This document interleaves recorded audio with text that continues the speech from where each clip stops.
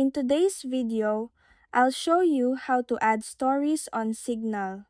First, open the Signal app on your device. Once on the home page, tap the Stories tab at the bottom right. Next, tap My Stories at the top. Make sure to allow the necessary permissions when prompted. You can now capture a photo or video directly for your story. You can also tap the circle icon at the bottom right to upload media from your device. If prompted, allow access by selecting Allow All. Then choose the image or video you want to add to your story and tap the right arrow. Next, select My Story. Choose your preferred story privacy settings, then tap Save. Finally, tap the send or post icon at the bottom right.